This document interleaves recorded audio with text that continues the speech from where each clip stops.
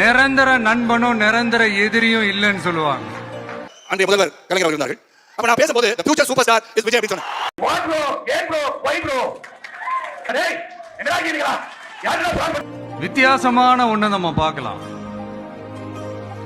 டிவிகேல இருந்து உங்களுக்கு கால் வருது, ஒரு ரோலுக்கு வேணும்னு. என்ன ரோல் எதிர்பார்ப்பீங்க? நீங்க போவீங்களா? அது பெரியாருடைய கொள்கை பரப்பு செயலாளராக கேட்டு வாங்கிக்கும். நம்மால் தான் விஜய் தான் கேட்டா கொடுத்துருவாரு.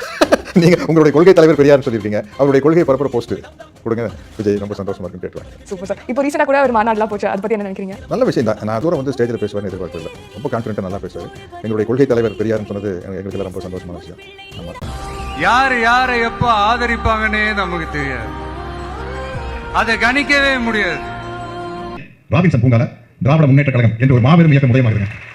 அந்த கட்சி உதயமாகும் போது மேலே எப்படி இருந்து தெரியுங்களா? வெறும் சிங்கிள் அண்ணா மட்டும் இல்ல, நாவலர் ஒரு பக்கம், முத்தமிழர் கலைஞர் ஒரு பக்கம், பேராசிரியர் அன்பழகன் ஒரு பக்கம், எண்ணியன் ஒரு பக்கம், சம்பத் ஒரு பக்கம், சத்தியவான் ஒரு பக்கம், இப்படி ஒரு ஆளுமை. அத்தனை பேர் பேரை கேட்டாலே சும்மா அதிர்வுல ஒரு கட்சி ஆரம்பிச்சா அப்படி இருக்கணும். ஒத்தையால் நின்று சவுண்ட் கூடாது.